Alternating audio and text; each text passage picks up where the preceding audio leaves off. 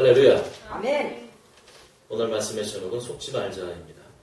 세상의 전쟁은 국토, 물질적인 것, 종교, 이념 등 크게 세 가지로 분류된다고 합니다. 우리가 보통 생각하는 총칼로만 전쟁이 벌어지는 것이 아니라 종교나 이념을 통하여서 전쟁이 벌어질 수 있다는 것입니다. 특히 우리나라는 북한과 휴전 중이기 때문에 끊임없는 이념의 전쟁이 다른 나라보다 훨씬 더 많이 있습니다. 북한의 핵미사일이나 장거리 로켓포만큼 위력적인 것이 이념의 전쟁입니다. 우리나라의 대북 시민단체들이 북한의 삐라 풍선을 띄워보내면 북한에서 난리가 납니다. 삐라에다가 대한민국이 얼마나 잘 살고 있는지, 얼마나 많은 자유를 누리고 있는지에 관해서 적어서 보내면 우리가 생각하는 것 이상으로 북한에서는 상당한 타격이 있는 모양입니다. 그래서 삐라 풍선을 띄워보내면 이것은 조선민주주의인민공화국을 향한 역적 패당의 도발이라느니 또 서울 시내를 불바다로 만들어버리겠다느니 하는 말들을 서슴지 않고 있습니다. 또한 성탄 시즌에 크리스마스 트리를 최전방 애기봉에 설치한다고 하면 즉각 포격을 하겠다는 식의 으름장을 늘어놓고 있습니다. 이러 볼 때 북한이 가장 우려하는 것 중에 하나가 바로 이념의 전쟁입니다. 그 중에서도 현재 진행되고 있는 전 세계의 개방화 물결은 북한에 있어서 가장 위협적인 것입니다. 그런데 북한의 최측근이자 동맹국인 중국이 이미 여러 분야에서 문호를 개방하였고 또 그로 인한 영향력이 북한 전역으로 확산되고 있습니다. 만일 북한이 공식적으로 문화 개방을 선언하면 어떻게 될까요? 주체사상은 급격히 퇴보할 것입니다. 김일성, 김정일, 김정은 체제로 이어지는 60년이 넘는 독재 정권은 순식간에 쇠락할 것입니다. 그렇게 되면 북한의 기존 권력자들이 설 곳은 없어질 것입니다. 그렇기 때문에 북한 수뇌부 입장에서는 목숨을 걸고서라도 문호 개방은 막아내야 하는 것입니다. 그래야만 자신들의 권력을 마음껏 휘두르고 배부르게 살 수 있기 때문입니다. 이런 나라에 무슨 인권에 있고 행복이 있고 또 지상낙원이 있겠습니까? 반대로 북한도 우리나라에서 이념 전쟁을 벌이고 있습니다. 그들도 그 영향력과 중요성을 너무도 잘 알기 때문입니다. 세월이 흐르고 민주화 자유화가 진행되면서 주체사상이나 사회주의 사상을 가진 자들이 정부와 국회 중요 요직에 진출하고 있습니다. 그로 인해 예전에는 상상도 못할 발언을 하기도 하고 국민적 상식에 어긋나는 차별금지 법안을 올리기도 하고 있습니다. 국가보안법을 폐지하는 것이 과연 우리나라의 상황에 비춰볼 때 적절한 것입니까? 만일 국가보안법이 사라지면 누가 좋아할까요? 과거에는 지나친 국가보안법의 적용으로 인해 여러 사람들이 무고한 피를 흘린 것이 사실입니다. 그렇다고 해서 국가보안법 자체를 없애는 것이 그 대안이 될 수 있겠습니까? 남북평화통이 이루어질 때까지 국가보안법은 반드시 존속되어야 합니다. 국가보안법을 폐지하자는 말에 속아 넘어가서는 안 됩니다. 아무리 그럴듯한 주장을 한다 할지라도 절대로 속아 넘어가서는 안 됩니다.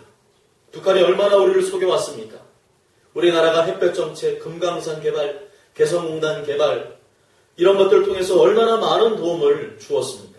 그러나 그 일을 통해서 우리에게 돌아온 것은 무엇입니까? 연평도 포격사건, 천안함 침몰사건, 인터넷 사이버 테러, 장거리 미사일 발사, 핵미사일 실험 등 배은망덕한 행위를 서슴지 않은 나라가 북한입니다. 최소한의 인간의 양심이 있으면 절대로 그렇게 할 수가 없을 것입니다. 지금까지 북한은 속임수 전략을 구사해왔습니다. 시종 일관 속임수였습니다. 우리나라로부터 뭔가를 얻기 위해서는 친한 척하다가도 뒤로는 여전히 전쟁 준비를 하고 험한 말을 서슴없이 내뱉었습니다. 그런데도 북한이 우리 편입니까? 그럼에도 불구하고 왜 여전히 북한을 두둔하는 사람들이 있습니까? 그런 사람들이 있다면 국적은 대한민국일지 몰라도 그 이념과 사상은 북한 사회주의 사상에 물든 사람이라고 할 수 있을 것입니다. 전쟁에서 속임수가 엄청난 작용을 한다는 것은 이미 손자병법에도 역력히 나와 있습니다. 속임수는 그냥 말장난 정도가 아니라 또 다른 전쟁의 전술입니다. 속이는 자 입장에서는 이보다 더 효과적인 전술은 없습니다. 말만 잘하면 됩니다. 미천에 들지 않습니다. 그야말로 최저의 투자로 최고 효과를 거둘 수 있는 것이 바로 이 속임수의 전술입니다. 오늘 여호수아 군대는 기브온 족속으로부터 속임을 당했습니다. 기브온 족속의 기만 전술에 넘어가고 말았습니다.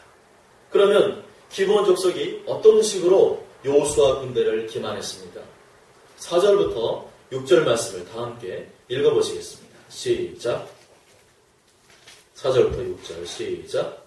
뼈를 내어 자신의 모양을 꾸미되 돼지 손 음대로 헤어지고 찢어져서 기운 가죽 포도주 부대를 나귀에 싣고 그 발에는 낡아서 기운 신을 신고 낡은 옷을 입고 다 마르고 곰팡이가 난 떡을 준비하고 그들이 길갈 기록으로 가서 여호수아에게 이르되 그와 이스라엘 사람들에게 이르되 우리는 먼 나라에서 왔나이다. 이제 우리와 조약을 맺읍시다 하니 아멘. 기본 주민들은 원래부터 잔꾀에 능한 사람들이었습니다. 왜냐하면 1절과 2절 말씀을 보게 되면 가나안 땅의 이웃 나라들은 모두 여호수아 군대가 온다고 하니까 일심으로 전쟁 준비를 하고 이제 맞서 싸우려고 했었습니다. 그런데 유독 기브온 족속은 그 사람들과 다른 계산을 하고 있었습니다. 3절 말씀에 나와 있는 것처럼 여리고와 아이성 전투에서 어떻게 여호수아 군대가 큰 승리를 거두었는지를 들었습니다. 그걸 생각해 보니까 싸워봐야 승산이 없다는 생각이 들었던 거죠.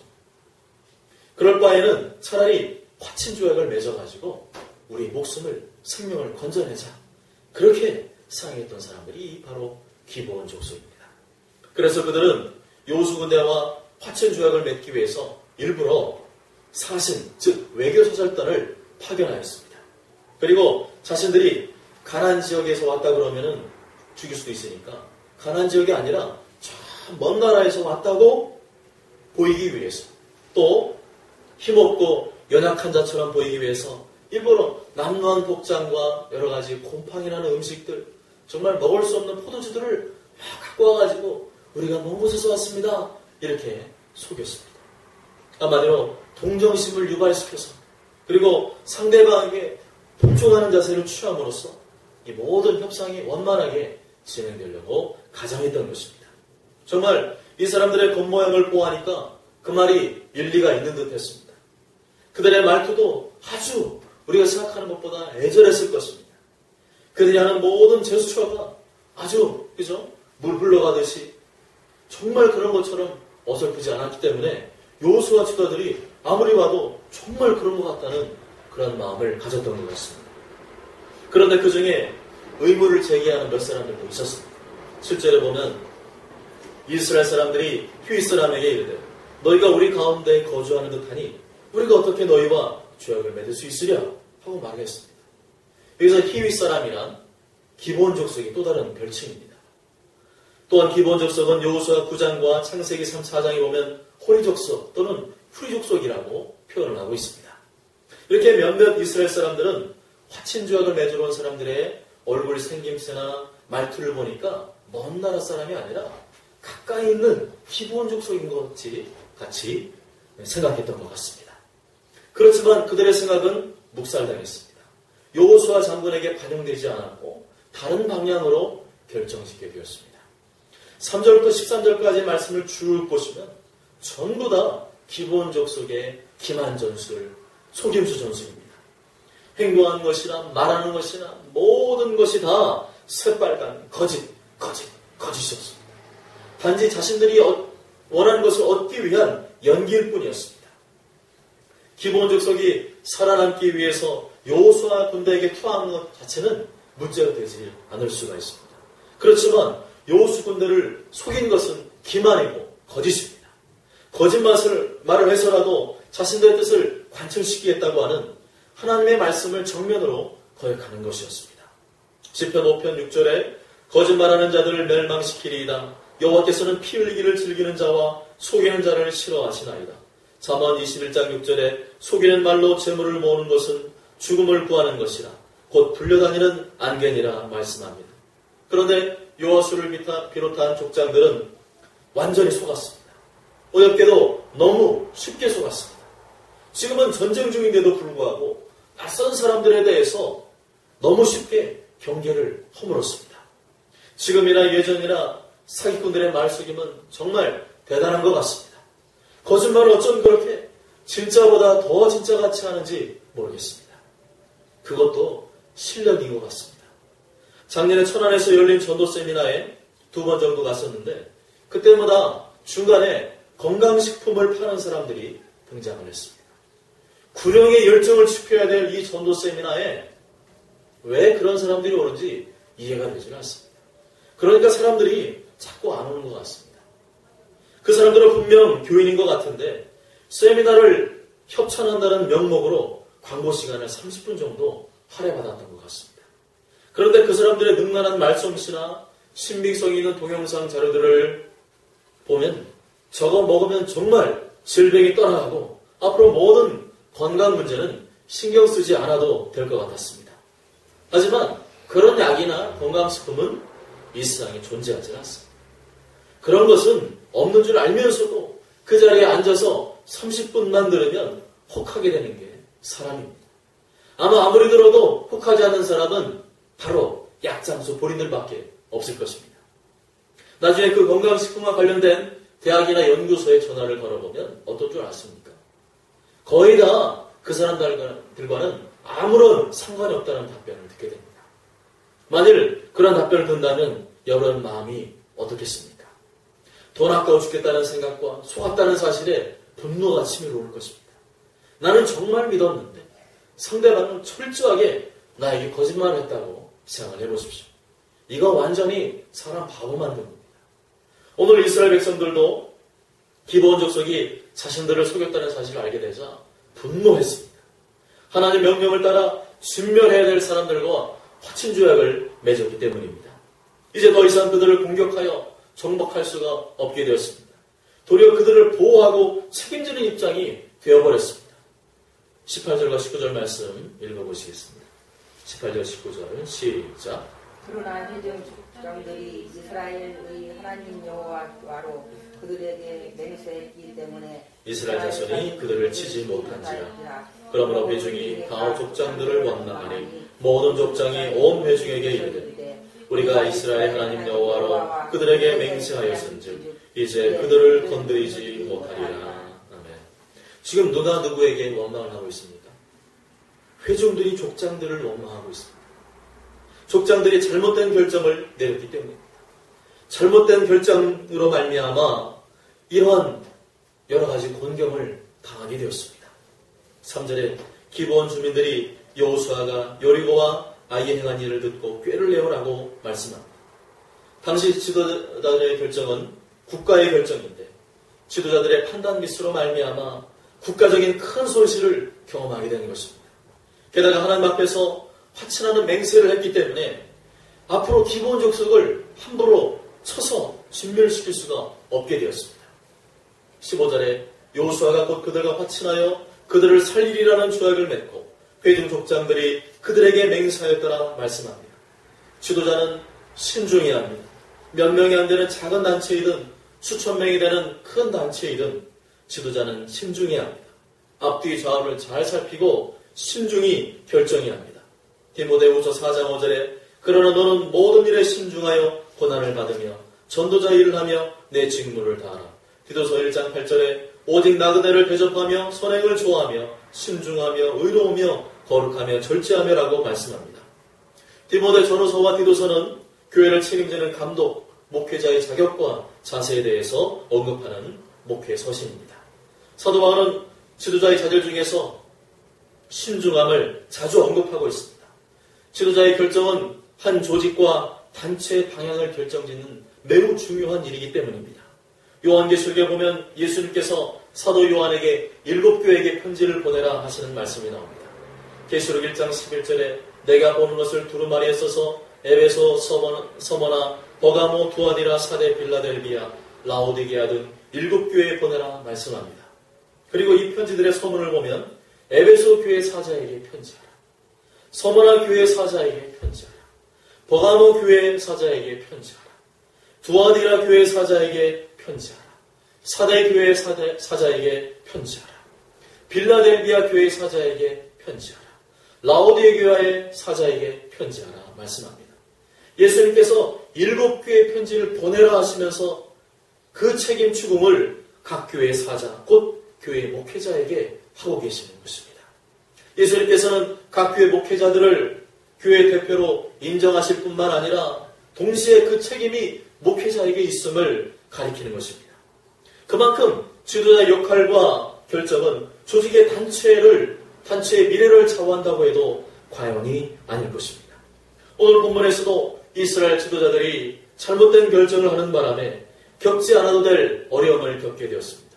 온 백성이 그 책임을 떠안게 되었습니다. 이 사태를 진화하기 위해서 백성들과 족장들은 대안을 모색하게 되었습니다. 이미 엎질러진 물이기 때문에 다시 뒤집을 수는 없는 일이었습니다. 특히나 하나님 앞에서 맹세한 화친조약이기 때문에 이를 어길 수 있는 도리어 하나님의 진노가 이스라엘에게 임할 수가 있었습니다. 20절과 21절에 우리가 그들에게 맹세한 맹약으로 말미암아 진노가 우리에게 임할까 하노니 이렇게 행하여 그들을 살리리라 하고 우리에게 이르되 그들을 살리라 하니 족장들이 그들에게 이른 대로 그들이 온 회중을 위하여 나무를 패며 물을 깃는 자가 되었다나 말씀합니다. 죽일 수는 없고 손을 댈 수는 없으니까 좀처럼 부리는 일을 시켰던 것입니다. 그런데 나중에 이 기브온 족속들 때문에 이스라엘이 곤경에 어려움에 처하는 일이 생기게 됩니다. 요즘 시대에는 약속도 쉽게 하지만 파기도 너무 쉽게 합니다. 정부 정책이나 부처도 정권이 바뀔 때마다 너무 쉽게 바뀌기 때문에 부처 공무원들이나 국민들이 헷갈리고 혼란스럽기만 합니다. 심지어 결혼은 평생 약속인데 너무 쉽게 이혼하는 부부들이 있습니다. 어린아이들이야 생각이 짧기 때문에 금방 약속했다가 금방 어기기도 합니다. 그런데 어른들까지 그래서야 되겠습니까? 어른들이 신중하지 못한 것 같습니다. 무슨 결정을 내릴 때마다 감정보다는 논리와 이성을 앞세워야 하는데 그리고 신중해야 하는데 그러지를 못해서 이런 일들이 벌어지고 있습니다. 저 역시도 여기에서는 자유하지 못합니다. 저 역시 대한민국 사람이기 때문에 그리고 다혈질적인 사람이기 때문에 신중하지 못할 때가 있습니다. 그러한 신중하지 못함은 오늘 본문의 여호수아 군대에게서도 발견이 됩니다. 그렇지만 우리와 그들이 다른 점이 있다면 아무리 잘못된 결정이라도 책임지려고 하는 태도와 자세입니다. 여호수아 군대는 한 번 내린 결정에 대해서 끝까지 책임을 지려고 했습니다. 그에 대한 대가와 손실을 감당하려고 했습니다. 18절에 회장 족장들이 이스라엘의 하나님 여호와로 그들에게 맹세했기 때문에 이스라엘 자손이 그들을 치지 못한지라. 19절 하반절에 이스라엘 하나님 여호와로 그들에게 맹세하였은즉 이제 그들을 건드리지 못하리라. 26절에 여호수아가 곧 그대로 그들에게 행하여 그들을 이스라엘 자손의 손에서 건져서 죽이지 못하게 하니라. 이 말씀들을 보면 우리나라 사람 같으면 그까짓 거 화친조약 필요 없어 하면서 니들 뭐 화친조약이고 뭐고 다 없는 일이야. 그 다음에 그죠? 다 그냥 칼로 진멸시켜도 지킬 만한 그러한 소질이 충분히 있습니다. 그렇지만 이스라엘 군대는 그렇게 하지 않았습니다. 하나님 앞에서 맹세했다는 그 이유 하나로 절대로 번복하거나 그 책임을 회피하지 않겠다는 결연한 의지가 담겨져 있습니다. 정조와 신뢰 그리고 명예를 기반으로 하는 신실하고 믿음직한 공동체의 모습이 엿보입니다. 그렇지만 오늘을 살아가는 현대인들은 그렇지 않은 것 같습니다. 비판은 잘하고 손가락질은 잘하지만 그에 대해서 아무도 책임지려고 하지를 않습니다. 지나친 실용주의와 자유주의적인 사상으로 인해 명예와 정조관념이 무너지고 있습니다. 사실 지금과 같이 공부든 실력이든 1등만을 우대하는 사회 속에서는 이런 명예나 정조관념이 필요 없습니다. 자리 잡기가 어렵습니다.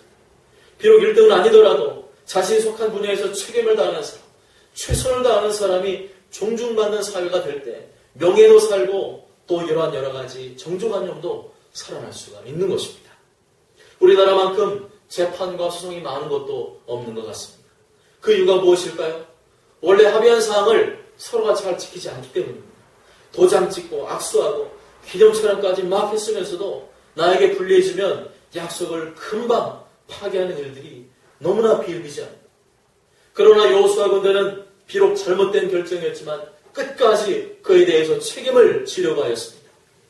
예수님의 제자들이 예수님을 배반하였지만 예수님은 십자가에서 달려 죽으시고 부활하신 다음에 다시 제자들에게 찾아가셔서 끝까지 책임을 지신 모습을 우리가 잘 알고 있습니다. 요한복음 10장 28절에 내가 그들에게 영생을 주노니 영원히 멸망하지 아니할 것이요 또 그들을 내 손에서 빼앗을 자가 없으니라 말씀하십니다. 우리의 구원은 하나님의 신실하심에 기초하고 있습니다. 우리의 구원은 행위에 따라 좌지우지되는 것이 아니라 하나님과의 신실한 언약에 기초하고 있는 것입니다. 우리가 완전해서가 아니라 단지 예수 그리스도를 믿는 믿음을 우리가 생각하는 것보다 굉장히 귀하게 보시고 굉장히 크게 보시고 믿는 자에게 영생과 영원히 멸망치 않는 약속을 보장해 주신 줄 믿으시길 바랍니다. 아멘. 인간 세상의 계약이나 약속은 어떻게 하면 내가 상대방보다 더 유리한 조건을 차지할 수 있을까? 어떻게 하면 상대방보다 더 많이 먹을 수 있을까 하는 이기적인 동기에 기초를 하고 있습니다. 그렇지만 하나님과 인간 사이의 언약은 정반대입니다. 어떻게 하면 하나님은 더 많은 것을 줄 수 있을까? 어떻게 하면 더 좋은 것을 줄 수 있을까? 사실은 이타적인 사랑에 기초하고 있습니다. 그래서 당신의 하나뿐인 외아들 예수 그리스도를 십자가에 못 박혀 죽게 해서라도 우리를 구원하시고자 하셨던 것입니다. 요한복음 10장에 보면 삭군과 목자의 비유가 나옵니다. 삭군은 목자가 아니요 양도 재앙이 아니라 이리가 오는 것을 보면 양을 버리고 달아나나니 이리가 양을 물어가고 또 해치느니라. 달아나는 것은 그가 삭군인 까닭에 양을 돌보지 아니함이나 나는 선한 목자라 나는 내 양을 알고 양도 나를 아는 것이 아버지께서 나를 아시고 내가 아버지를 아는 것 같으니 나는 양을 위하여 목숨을 버리노라 말씀합니다. 이 비유의 핵심은 책임지는 사람이 목자고 책임 안 지는 사람이 삭군이라는 겁니다. 아무리 목자같이 양들을 돌보는 것 같아도 이리 때가 나타났을 때 자기 먼저 살기 위해서 양들을 내팽개치는 사람은 목자가 아니라는 겁니다. 그렇지만 진정한 목자는 아무리 이리 때가 달려들어도 양들을 살리기 위해 자신의 목숨을 기꺼이 바치는 사람이라는 것입니다.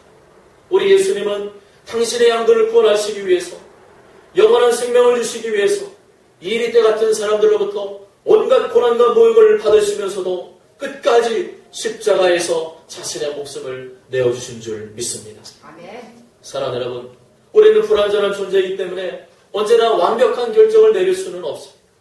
때로는 속아서 잘못된 결정을 내리기도 합니다. 때로는 신중하지 못한 결정을 내리기도 합니다. 그러나 중요한 것은 어떠한 결정을 하든지 간에 한 번 결정한 것은 끝까지 책임지는 자세를 가져야 합니다. 아멘. 우리는 목자 같은 자세를 가져야지 삭군 같은 자세를 가져서는 안 됩니다. 아멘. 누가 보아도 저 사람은 자신의 내뱉은 말에 대해서 끝까지 책임지는 사람이야 라는 소리를 들으시기를 바랍니다. 아멘. 그래야 할 때 저 여러분 모두가 하나님과 산 앞에서 칭찬받고 인정받는 예수님의 제자가 될 수 있는 줄 믿습니다. 아멘. 그렇다면 요소 장군이 기브온 족속에게 속아 넘어간 이유가 무엇일까요? 귀가 얇아서일까요? 아니면 보는 눈이 없어서일까요? 그렇지 않습니다. 여호수아는 모세를 보좌하는 보좌관이었습니다. 40년 동안 모세 옆에서 모세가 하는 모습을 다 지켜보았습니다. 수많은 사람들을 상대하고 모세가 사람들을 재판하고 어떤 식으로 사람들을 다루는지를 다 지켜보았습니다. 그렇기 때문에 웬만해서는 여호수아가 속아 넘어갈 사람이 아니었습니다. 상당히 분별력이 있는 사람이었습니다. 우리보다 훨씬 분별력이 있는 사람이었습니다. 그런데 왜 여호수아가 기브온 족속의 속임수에 그렇게 쉽게 넘어갔을까요? 14절 말씀을 다 함께 읽어보시겠습니다. 시작. 14절 시작. 무리가 그들의 양식을 취하고는 어떻게 할지를 여호와께 묻지 아니하고. 아멘. 본문에서는 여호수아가 속은 이유를 딱 한 가지로 표현하고 있습니다. 그것은 여호와께 묻지 않았기 때문이라는 것입니다. 여호수아는 원래부터 여호와께 잘 묻는 사람이었습니다. 기도를 통해서 하나님의 음성을 들었고 구체적인 전쟁의 전략까지 받았던 사람입니다. 금류가 휘몰아치는 요단강을 건너고 철벽 같은 여리고성을 함락시키고 패배했던 아이성을 다시 함락시킬 수 있던 이유는 그가 하나님의 음성을 듣고 순종했기 때문입니다. 그런 여호수아가 줄줄이 승리의 역사를 경험하면서 잠시 신앙적으로 나사가 풀렸던 것 같습니다. 여호와께 기도하는 시간이 줄어들었던 것 같습니다. 하나님께 묻지 않고도 충분히 할 수 있다고 하는 영적인 교만에 빠졌던 것 같습니다. 결국 기본 족속이 연약한 모습으로 굽신거리며 고개를 숙이며 들어오자 그저 눈에 보이는 대로 판단을 했습니다. 측은하고 안쓰러운 감정에 좌지우지되었습니다. 그런데 그것을 기본 족속은 노리고 있었습니다. 만일 여호수아가 하나님께 묻고 좀 더 시일이 걸리더라도 신중히 결정을 했더라면 이런 일은 없었을지도 모릅니다. 좀 더 이성적으로 판단하고 좀 더 신중히 검증을 했더라면 그런 일은 없었을 것입니다. 사랑하는 여러분, 우리의 눈과 감정대로 순간적인 감정을 결정을 해서는 안 됩니다. 아멘. 하와가 사탄의 욕에 넘어간 이유가 바로 눈에 보이는 대로, 귀에 들리는 대로, 내 마음 중심에 좋은 대로 그 자리에서 결정했기 때문입니다.